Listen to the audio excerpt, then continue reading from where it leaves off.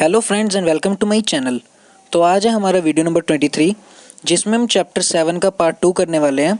तो guys video को शुरू करते हैं।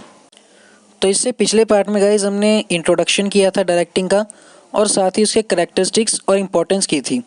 आज हम करेंगे कंपोनेंट्स ऑफ डायरेक्टिंग। तो गाइज़ डायरेक्टिंग के 4 कंपोनेंट्स हैं: supervision, motivation, leadership and communication. जिसमें से गाइस सुपरविज़न आपके सिलेबस से डिलीट हो चुका है, बट कंसेप्चुअल नॉलेज के लिए फिर भी बता देता हूँ। सुपरविज़न यानी कि एम्प्लॉयज़ की परफॉर्मेंस को चेक करना, उन्हें देखना और साथ ही उन्हें गाइड करना कि आप कैसे अपने रिसोर्सेज को प्रॉपरली यूटिलाइज़ कर सकते हैं विदाउट एनी वेस्टेज, और कैसे आप उसकी हेल्प से गोल्स को अचीव कर सकते हैं। सेकेंड कॉम्पोनेंट है गाइस मोटिवेशन। ये बहुत ही कॉमन वर्ड है और हम अक्सर सुनते रहते हैं मोटिवेशन। कहीं ना कहीं हमें इसका कोर मीनिंग भी पता है, बट कई बार हम इसे एक्सप्लेन नहीं कर पाते, डिफाइन नहीं कर पाते। तो गाइज़ आज हम एकदम डिटेल में पढ़ेंगे मोटिवेशन के बारे में। पहले हम देखते हैं कि बिजनेस की लैंग्वेज में मोटिवेशन किसको कहते हैं। Motivation refers to stimulating and inspiring the employees in an organisation to do work to achieve the desired goals. यानी कि जो ऑर्गेनाइजेशन के अपने गोल्स हैं उन्हें अचीव करने के लिए जो मैनेजर होता है वो अपने एम्प्लॉयज़ को इंस्पायर करता है, यानी प्रेरित करता है, ताकि वो अच्छे से परफॉर्म करें और जो हमारे गोल्स हैं वो अचीव हो सकें। आगे कंटिन्यू करने से पहले गाइस कुछ वर्ड्स देख लेते हैं जिन्हें गाइस हम फ्रीक्वेंटली यूज़ करने वाले हैं, जिसमें हमारा फर्स्ट वर्ड है गाइस मोटिव। मोटिव एक वो इनर सिचुएशन है जिसकी वजह से हम काम करना शुरू करते हैं। जब हमें किसी चीज़ की ज़रूरत होती है तो उसके बाद हमारा मोटिव अपने आप क्रिएट हो जाता है। फॉर एग्ज़ाम्पल कि किसी को प्यास लग रही है, कोई थर्स्टी है, तो अपनी प्यास बुझाने के लिए to quench their thirst they will search for water and when they will get water they will be satisfied. कि यहाँ पे उनका मोटिव है अपनी प्यास को बुझाना और उसके लिए उन्हें पानी की ज़रूरत है। सिमिलरली एक ऑर्गेनाइजेशन को अगर ग्रो करना है तो उसके लिए ज़रूरी है कि वो एडिक्वेट प्रॉफिट्स अर्न करे, तब भी वो ग्रोथ कर पाएगा और अपनी न्यू ब्रांचेस खोल पाएगा। सेकेंड है मोटिवेशन।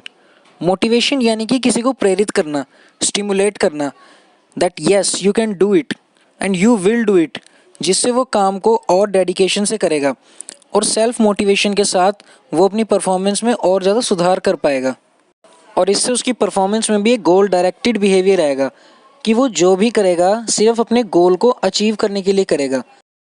नेक्स्ट है गाइज मोटिवेटर्स। गाइज मोटिवेटर्स वो टेक्निक है, वो टूल्स हैं जिनकी हेल्प से एक ऑर्गेनाइजेशन अपने एम्प्लॉयज़ को हमेशा मोटिवेटेड रखता है।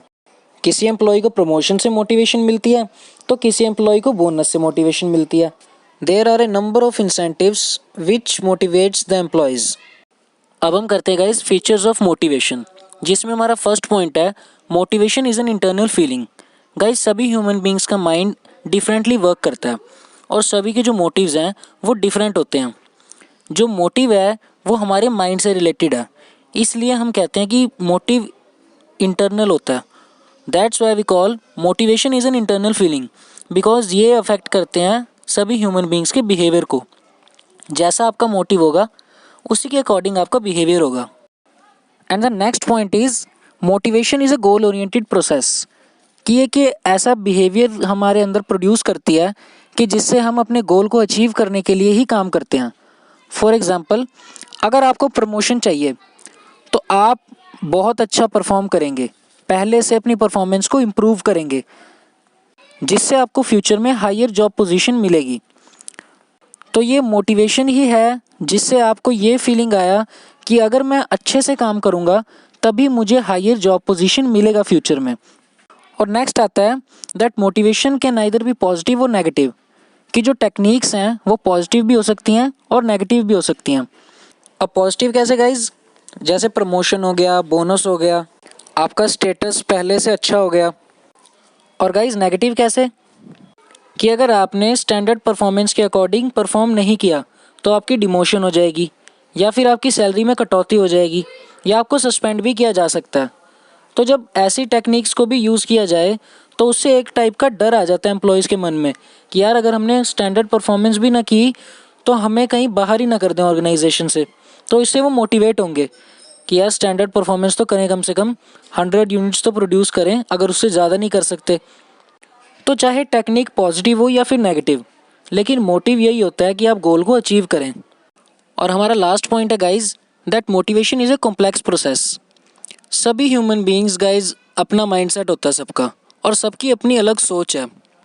ज़रूरी नहीं है कि अगर एक एम्प्लॉई प्रमोशन से मोटिवेट हो रहा है तो दूसरा भी प्रमोशन से हो सकता है आप उसकी थोड़ी तारीफ़ कर दें, रिकॉग्निशन कर दें, अप्रेजल कर दें उसको कोई और जॉब ऑफ़र कर दें, या उसको थोड़ी रिस्पॉन्सिबिलिटी दे दें, डेलीगेट कर दें अथॉरिटी।